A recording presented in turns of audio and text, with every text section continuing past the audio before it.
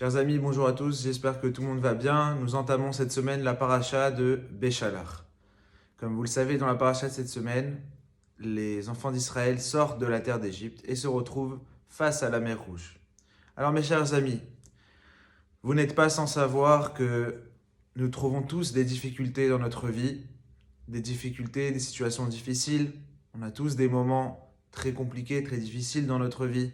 On trouve des obstacles, des embûches sur notre chemin, des situations qui paraissent insurmontables. Et tout cela nous fait perdre espoir et nous fait perdre courage. Eh bien, la paracha de cette semaine, mes chers amis, nous apprend que lorsque l'on se trouve devant un obstacle, et lorsque l'on se retourne et que derrière nous, il y a un autre obstacle, qui est en réalité l'image des béné Israël, qui sont face à la mer, derrière eux l'armée égyptienne qui court pour les rattraper, eh bien, il n'y a qu'une seule manière de réagir si l'on veut susciter, invoquer le miracle, si l'on veut changer la situation et sortir de notre problème. Comme vous le savez, les enfants d'Israël, à ce moment-là, ont été partagés dans leur réaction face à la détresse. C'est-à-dire qu'il y a eu plusieurs catégories, plusieurs groupes qui ont eu, à leur tour, différentes réactions. Certains ont dit, mais pourquoi sommes-nous sortis d'Égypte ? La première étape, le premier réflexe, ça a été de se plaindre. Pourquoi on est sorti d'Égypte ? Il aurait mieux valu qu'on soit esclave, qu'on soit resté esclave en terre d'Égypte, qu'on ne soit jamais sorti. Pourquoi nous emmener ici, Moshe, pour que l'on meure dans le désert ? Il aurait mieux valu que l'on meure en terre d'Égypte. Donc, le premier réflexe, c'est la plainte. Ensuite, d'autres qui ont été plus courageux, qui ont voulu se battre, d'autres qui se sont mis à prier. Et Moïse lui-même, qui se met à prier l'Éternel et qui lui demande, s'il te plaît, sauve-nous. Et la réponse de Dieu, extraordinaire, à Moshe Rabbeinu, est de lui dire, Ma titzak elai, daber el bene Israël veisaou. Pourquoi tu perds ton temps à crier, à faire des prières, à m'implorer ? Parle aux enfants d'Israël, dis-leur d'avancer.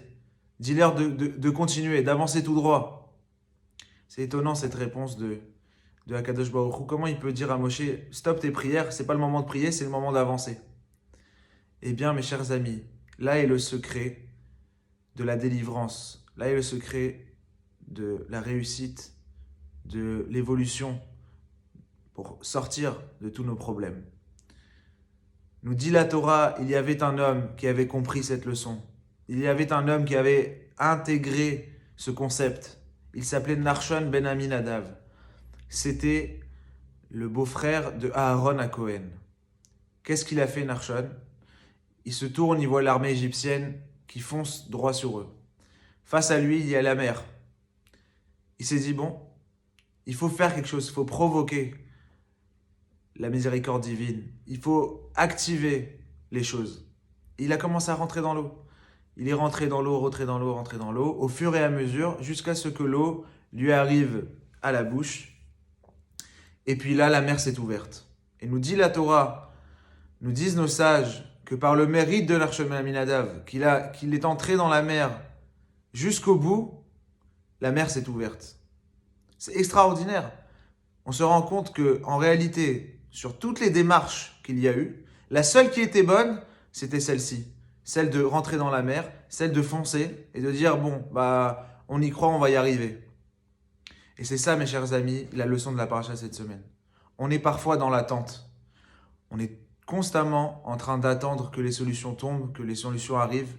On est passif, mais on oublie que la première chose pour que ça réussisse, c'est d'être actif. Il faut activer les choses. Il faut provoquer quelque chose pour que la bénédiction, elle puisse venir.